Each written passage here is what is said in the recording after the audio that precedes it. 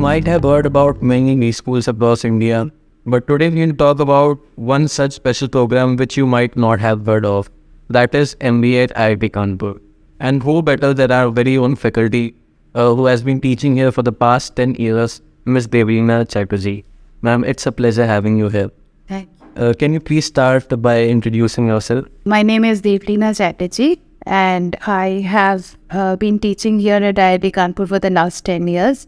I have a bachelor's degree from IIT Kharagpur and MBA from IIM Ahmedabad.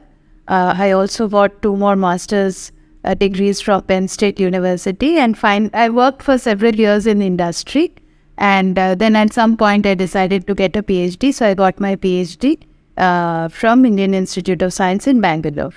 So the courses that I teach here are typically on economics, econometrics, behavioral economics, and so on and so. It's a pleasure having you here, ma'am. Thank you. Can you start by telling a small brief about the MBA program that we carry over here? Okay. So the Industrial and Management Engineering Department at IIT Kanpur, it started primarily as a, with industrial engineering and, operations research. It was a part of the Mechanical Engineering Department. And in 2000, the MBA program was started. And our MBA program, because we are from IIT Kanpur and we have access to the, very good level of, very high world-class level of engineering education. So we decided to capitalize on that and sort of create a program which is good for engineers who want to follow a managerial kind of program. So it's we call it techno managerial.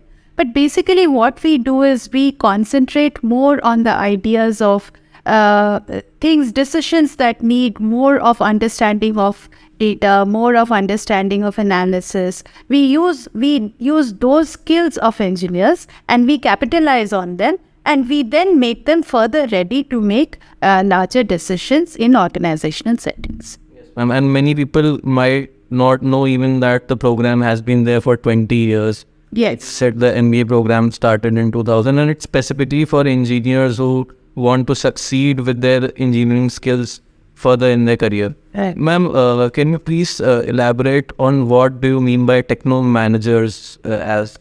Okay, so the point is in managerial jobs, many times there are certain parts of the job that are more, more customer facing, more sort of, they may require soft skills.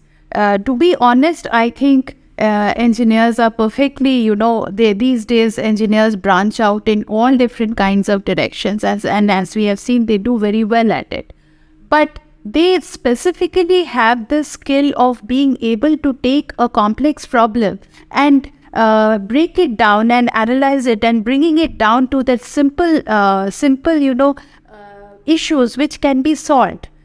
So basically when you look at management problems, the reason it is so hard is real life has very complex problems. So when we talk of techno managers, we take a complex problem, we learn how to look at the data, we learn how to analyze, we teach the students how to analyze it, and then how to implement this in the market. So this is what we mean by techno managerial, and I'll give you an example. So for instance, suppose you are looking at, supply chain management. So supply chain management, you have to look at from the producer to the consumer on the different parts of the chain and where something may go wrong, and what we teach our students is sort of to break it down to each of those parts of the chain, to look at it and to solve problems. Definitely, ma'am. And going on to another topic, many people don't know the cost structure, the fee structure that we have over here, which might be very beneficial where you are going out to look for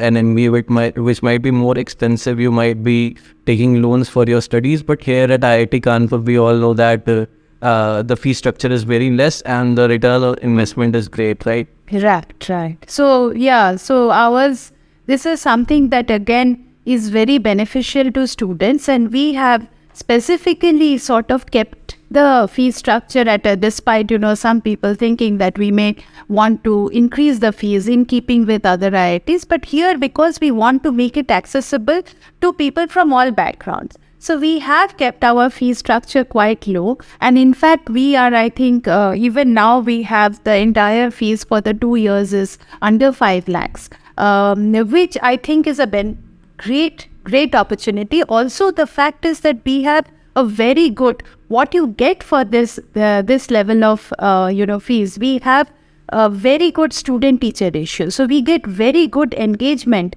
The students get good engagement with the teachers, which in maybe very large business schools with maybe 300 or 400 students even, and where the fee structures are very high, they may not be able to get such good engagement with their teachers, even though they are paying such high fees. So I think this is a fantastic thing. Yes, ma'am. Talking about the faculty members present over here, they come from very reputed institutions all across India, and they even come from outside, like America, Australia. So these sort of things are the one-on-one opportunities when you get to interact with them. That is something that many B schools might not offer to you, because this is something very unique where you can go and you can talk to a faculty and you can put your heart out that is there any issue, you are not understanding something, like the topic wasn't clear, and the faculties are very fast to respond on that. So I think that's a great thing. Ma'am, another aspect that I would like to talk about, can you tell about some of the curriculum that we have over here for the MBA students? So we have our current MBA structure is such that the curriculum structure is such that for the first semester we have a semester system. So far we have 4 semesters. The first semester students take some core courses. So they take core courses in finance, they take core courses in marketing, in data analytics, in economics, and so on. Okay, in human resource management, HRM. Second semester they take some core courses and some electives. Then we have a mandatory 2-month summer training where everyone goes to different places depending, and in fact we are able to place our students in very good companies for summer training. After that, when they come back in the second year, we have our regular elective courses. But in addition to that, we have this very interesting thing that we do where we have a capstone project. Now, this capstone project these are like, we have 4 units of them, out of which 2 are mandatory. So 2 students have to take, 1 in the 3rd semester, 1 in the 4th semester. Beyond that, 2 are optional. So students can opt to take those if they get onto a very interesting project which is taking up more of their time.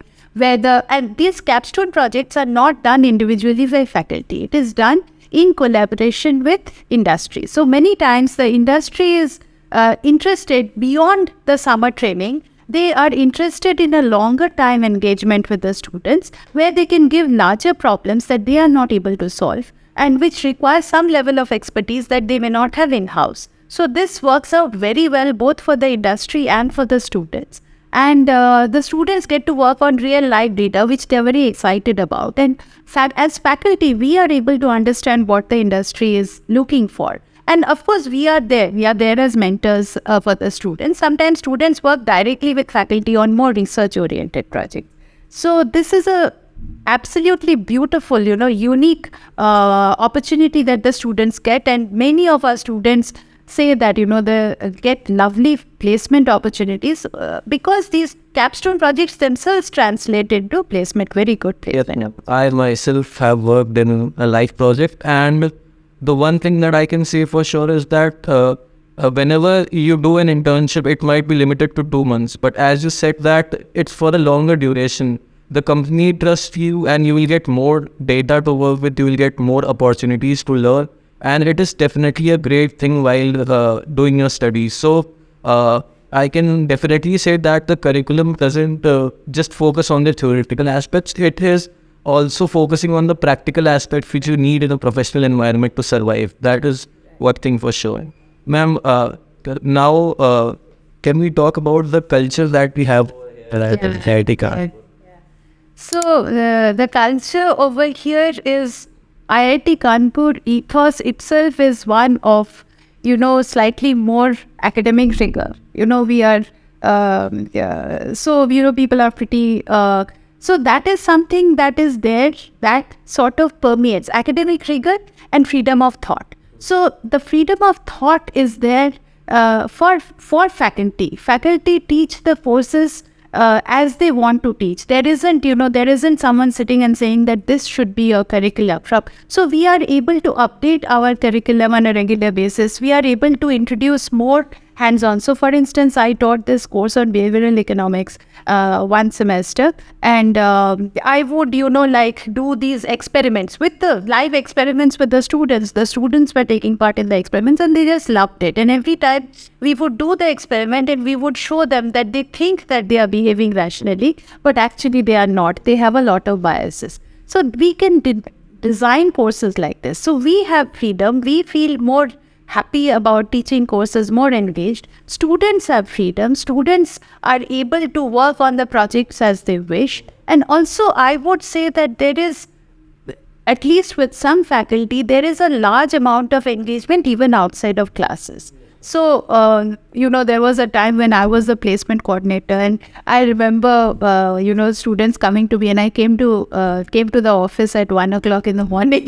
because I had to talk. So there is that level of friendship, and many of our students, many of our alumni keep in touch with us, with me, with other faculty members regularly. So that is a wonderful, warm student-teacher culture there. Yes, definitely.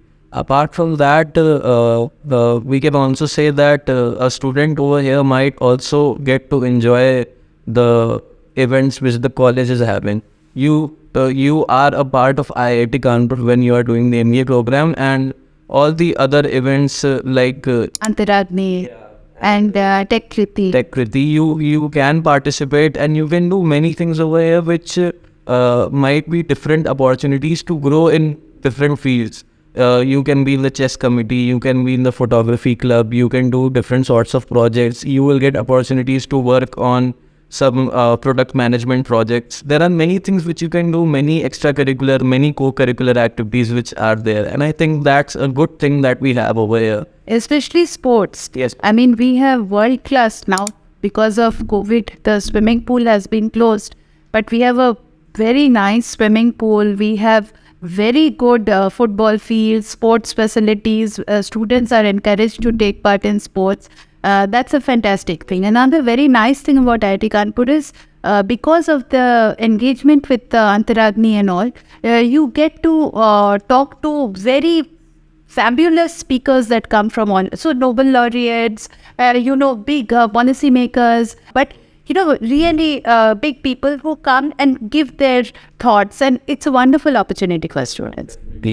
And moving on to an aspect where our viewers might be seeing this, so that they are doing this MBA because they want to change from their current role, and we can discuss upon how easy it is when you come to IIT Kanpur doing an MBA. You can change your field of interest very easily if you want.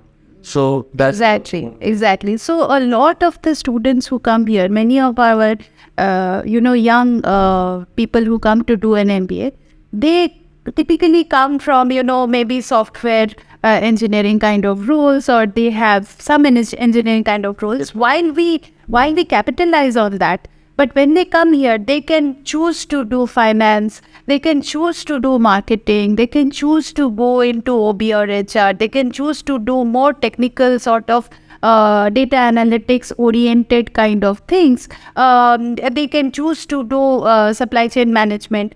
The number of things that you can branch out in depends on your interest, and you can take part in so many competitions. That whole culture is also there. We have our own event which is Prabandhan. So if Prabandhan also there are all these clubs, and they do their own events. So definitely, if you want, there is one guy, one of our alumnus who is Nitin Agarwal. He graduated in 2013, I think. So now he has gone to Google, and he's in he is in artificial intelligence. He is head of India's artificial. So he came here, and we saw him just like you as a young guy, and he in fact worked with me. and for his capstone project.